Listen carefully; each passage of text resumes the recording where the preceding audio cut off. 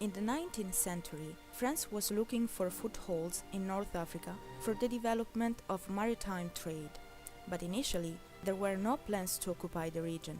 After a controversy concerning a delivery of Algerian wheat, upon which there was a French debt, a banal diplomatic incident became an actual military expedition. On May 18, 1830, Algeria became French territory. This country drew migrants from the Mediterranean basin. They were mainly British, Italians, Spanish, Swiss, and French. Foreigners were more numerous than French people, and this caused concern among colonial authorities, which tried to populate the region by ensuring at the same time the sovereignty of France. Even if colonial authorities were looking for rural colonists who were able to fertilize the Algerian soil, the majority of European immigrants were poor peasants, workers without any qualification, and artisans who were considered inadequate for agricultural life. The proximity of the African coast to Europe played a very important role in the migrants' choice. From southern Italy, Spain, Malta, and other Mediterranean islands, transporting people on small boats only cost a few francs. Many historians consider 1830 a meeting point between two cultures, which has led to the invention of linguistic and literary forms. An example is the lingua franca of the Mediterranean. The contact between North Africans and foreigners, especially Europeans, has led to the use of this language, which included Latin and other European languages. The main Algerian cities, such as Algiers, Oran, and Constantine, had more European citizens than Algerians, as we can see from the architecture and buildings and from the Notre Dame of Africa. The freedom of worship and the respect for religious traditions for Muslims, Jews, and Christians was recognized to local inhabitants.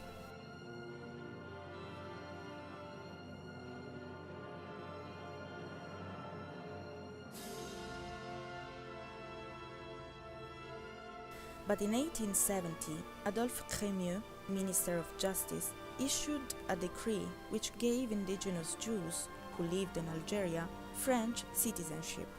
According to the nationality law, foreign children born in Algeria are French citizens. The Algerian people were not included in this law, and this situation led to the War of 1955. A war ended with the Algerian independence and the departure of the European population, forced to leave all their goods, and of the Harkis, Algerians who sided with the French army during the war, considered as traitors.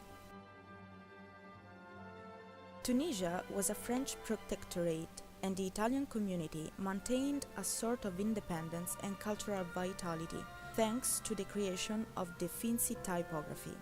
Tunisia has always kept an open window on Italy, thanks to the TV channel Rai Uno, which is still picked up by Tunisian homes.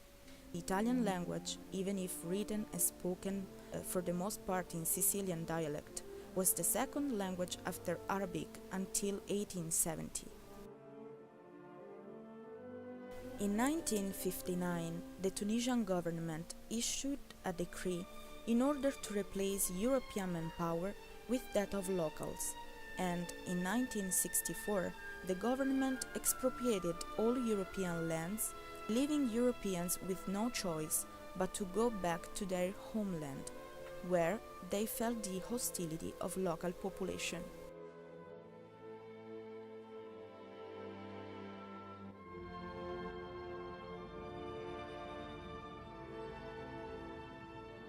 Those who were repatriated to France were called pieds noirs, forced to leave their country as a consequence of some events that underlined the local population's hostility.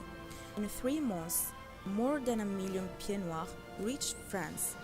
They harbored a feeling of injustice and abandonment, and this feeling was felt even more due to the welcome they received from the local population, who considered the pieds noirs colonists who had exploited North Africans. The Great Migrations have influenced society in many European countries.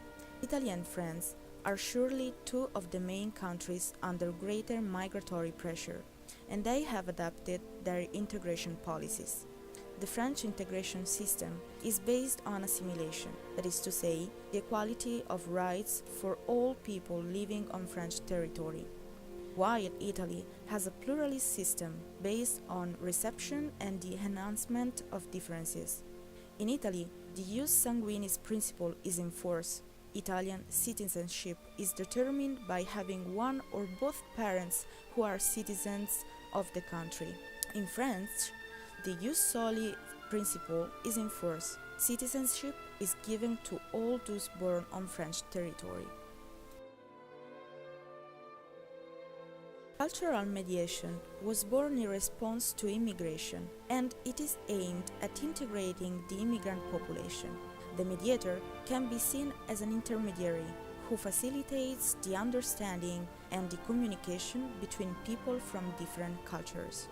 In the Italian schools, this professional figure is fundamental to facilitate the relationship between immigrant students and school. These children usually do not speak Italian, and they are assigned to classes when the school year has already started. However, difficulties may arise.